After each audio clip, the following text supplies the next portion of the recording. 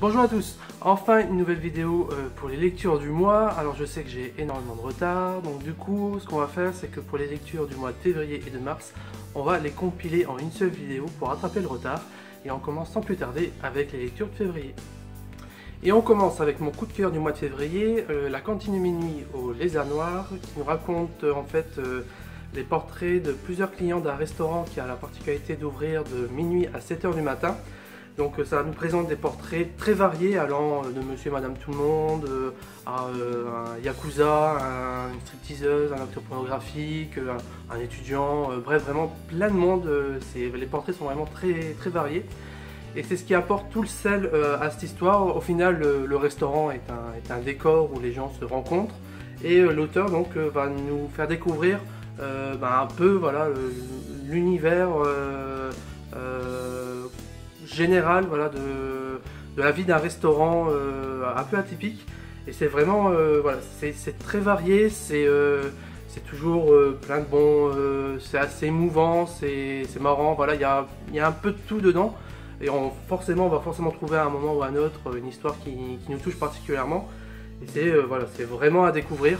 Il y aura pas mal de tomes qui sont annoncés. Je crois qu'au Japon il y a 11 tomes et qu'en France un tome va regrouper 2 tomes au Japon. Donc voilà, en gros un tome en France égale 2 tomes au Japon, voilà, pour faire plus simple. Mais voilà, un tome peut se suffire à lui-même. Pareil, quand les autres tomes vont paraître, on pourra acheter le 3, lire le 3 avant le 2, etc. Parce que chaque histoire à l'intérieur, il doit en avoir, il y a facilement 10-15 portraits de clients. On peut les lire, ils sont tous indépendants, donc on peut vraiment les lire à son rythme et quand l'envie nous prend.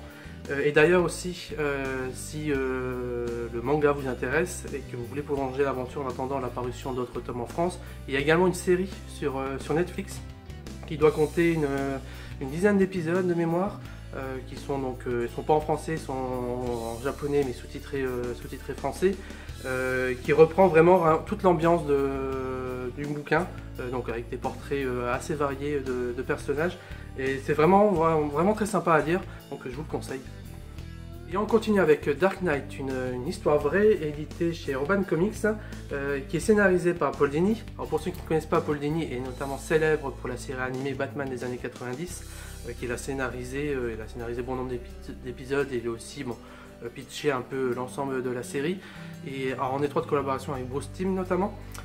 Et dans cette histoire, il va revenir entre autres sur son travail sur cette série et sur l'ensemble d'autres séries qu'il a vécues à ce moment-là de cette histoire, mais pas pour quelque chose de très documentaire ou de forcément très joyeux, parce que le but de l'histoire c'est un peu d'exorciser ses démons suite à un traumatisme qu'il a vécu. En effet, il y a quelques années, il a été victime d'une agression qui l'a traumatisé psychologiquement et aussi eu sur lui des impacts physiques.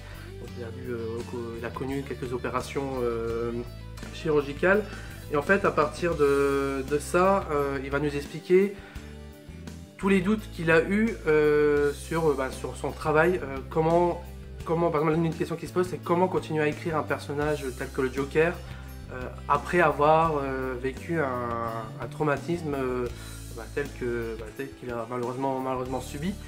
Et c'est très touchant comme témoignage sur malheureusement la violence qui sévit encore aujourd'hui. Il se pose notamment la question qu'est-ce qu'il aurait pu faire pour ne pas que ça arrive. Il s'imagine notamment des dialogues avec Batman et le Joker. Il reproche tout début à Batman de ne pas avoir agi, qu'est-ce que ça aurait donné si le personnage aurait existé. Bref, il va se poser plein de questions sur la justice, la morale, son travail d'écriture, bref sur plein de choses. Donc pour ceux qui aiment un tant soit peu le travail de Paul Dini et qui ont envie d'en apprendre un peu davantage sur lui, je vous conseille fortement ce bouquin, c'est très poignant. Et en même temps vous allez découvrir aussi un petit peu quelques petites anecdotes sur les coulisses de la série animée, Batman. Voilà.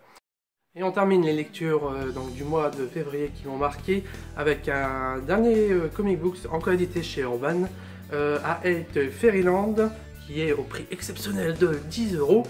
Bref, sans parler du prix, donc qui est très attractif, mais c'est surtout le bouquin qui est intéressant. Pour vous raconter vite fait l'histoire, vous imaginez qu'une petite fille un peu du même âge que Alice au Pays des Merveilles, dans la même personnalité, toute mignonne, innocente, naïve, qui débarque donc dans un univers fantastique, où elle est considérée comme l'élu, etc. Elle doit retrouver une clé si elle veut retourner chez elle. Donc elle se dit qu'on n'a pas pour longtemps. Le problème, c'est que beaucoup d'années se passent. Gertrude, donc, qui est l'héroïne, n'a pas grandi physiquement, par contre elle a grandi intellectuellement et on en a ras-le-bol de ne pas trouver cette clé, et du coup elle décide de tout péter, tout ce qu'elle trouve, parce qu'elle n'en peut plus. Ce qui est assez marrant, c'est que chaque chapitre de ce premier tome commence entre autres par un narrateur différent. Je vous en dis pas plus, mais disons que les narrateurs prennent cher. C'est complètement hilarant, c'est fun, c'est décomplexé. Alors évidemment, malgré que le style cartoony propre à Skottie Young, ce n'est pas à mettre évidemment entre toutes les mains. Mais c'est voilà, à mourir de rire.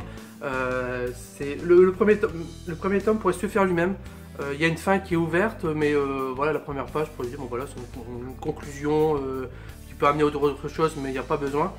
Il y aura quand même une suite. Je suis curieux de voir ce que ça va donner.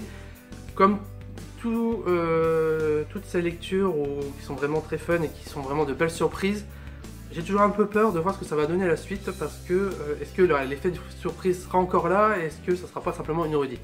Donc à voir ce que ça va donner, mais en tout cas pour le premier tome, c'est excellent, et en plus bon, voilà, le graphisme de Skottie Young très cartoony et colle parfaitement à ce genre d'histoire. Voilà, j'ai arrêté de bafouiller. Et on poursuit avec Reine d'Égypte aux éditions Kiun, qui est ma première lecture marquante du mois de mars. Déjà, l'un des points positifs pour moi, c'est que ce n'est pas une énième histoire sur Cléopâtre, qui n'est pas la seule égyptienne voilà, de cette époque.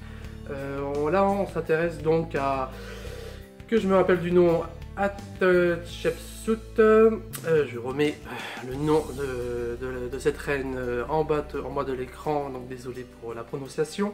Bref, donc cette reine est considérée comme la première reine en fait, de l'histoire de l'humanité.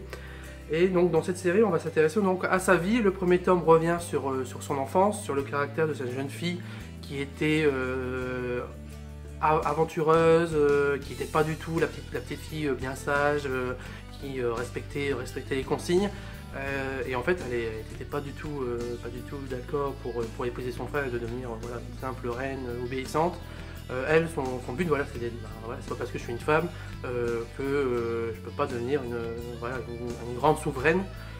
Et du coup, en fait, on va peu à peu entrer dans sa tête, en fait, pour essayer de voir comment elle est arrivée à utiliser à faire de la condition de femme de l'époque finalement une force pour pouvoir ruser et réussir à utiliser le pouvoir de son mari, donc le roi de l'époque qui est son frère, pour finalement arriver à ses fins et faire ce qu'elle pense être bon pour le peuple et bon pour une souveraine en fait.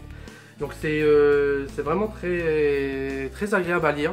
Donc c'est à la fois documenté, donc il y a des vérités historiques. Évidemment, il y a aussi pas mal de choses romancées. Donc c'est pas précisé la part qu'est-ce qui a été romancé ou non. Mais bref, c'est vraiment une très bonne surprise et je vous conseille, si vous êtes intéressé un tant soit peu à l'Égypte. Seconde lecture du mois de mars, Momo aux éditions Casterman, qui sera donc en 2 tomes. Momo est l'histoire en fait de cette petite fille qui habite chez sa grand-mère le temps que ses parents travaillent.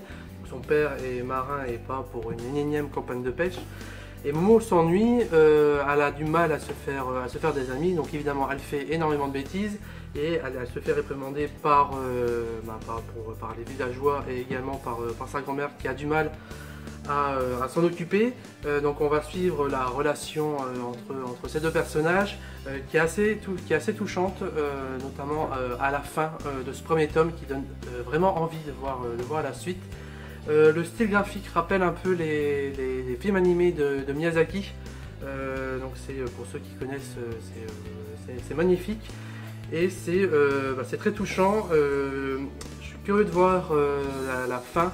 J'ai peur de ce qui va arriver, mais quoi qu'il en soit, ce premier tome est vraiment une très bonne surprise et c'est l'une des lectures à ne pas manquer du mois de mars. Et on termine cette vidéo de rattrapage des lectures du mois avec mon gros coup de cœur du mois de mars. C'est Power Rangers sous édition Glénat Comics, et non, ce n'est pas une blague. J'ai d'ailleurs aussi beaucoup apprécié le film auquel j'avais très peur du résultat, et au final je trouve que malgré quand même pas mal de maladresse, que le réalisateur et toute l'équipe arrivent à moderniser le concept des Power Rangers tout en gardant l'esprit un peu kitschouille de la série, la première saison des Rangers. Glénat édite la série qui est éditée actuellement chez Boom Studio, qui vraiment reprend toute l'ambiance de la première saison, donc avec Zordon, avec tous les Rangers qu'on connaît, notamment donc le Ranger vert qui est ici au centre et sur lequel le tome va se concentrer, parce qu'il s'intitule Ranger vert année 1. Donc en fait l'histoire débute après que le Ranger vert ait échappé au contrôle de Rita, qui est la grande méchante des Rangers, et qui du coup s'intègre au reste des Rangers. Le souci, c'est qu'il se demande s'il n'est pas encore sous le contrôle de Rita, qu'il imagine encore lui voir à côté d'elle. Mais au fur et à mesure, il va se demander si finalement c'est pas son imagination. Bref, on va aussi s'intéresser aux problèmes typiques des adolescents. Le fait d'avoir comment gérer les difficultés familiales, également aussi comment gérer les pouvoirs de Ranger, et pour Tommy, comment réussir à s'intégrer et à être finalement bien vu par la population qu'il a vu précédemment combattre les autres Rangers. Bref, on retrouve vraiment toute la richesse de la série, mais vraiment avec une bonne touche de modernité qui fait du bien. Alors graphiquement, c'est pas toujours extraordinaire, mais ça fait vraiment le travail. Encore une fois, j'ai hâte de voir la suite, hein. Là, il y a aussi la nostalgie qui parle.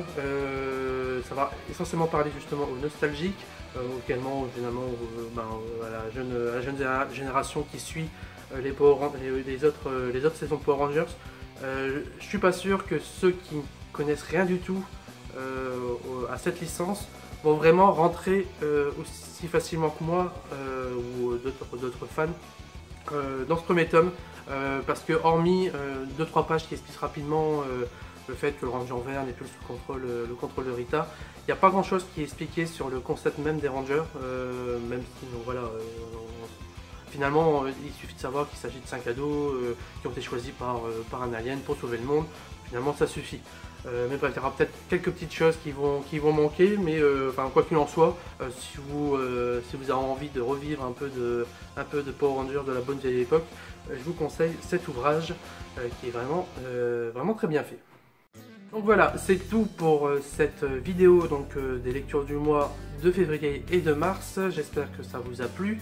Je suis content d'avoir rattrapé ce retard parce que ça commençait à s'accumuler et j'étais en train de me dire que j'allais finalement faire aussi une vidéo qui regroupe les lectures du mois d'avril. Heureusement non, donc j'espère qu'on va pouvoir reprendre le rythme rapidement, et en attendant je vous dis à la prochaine.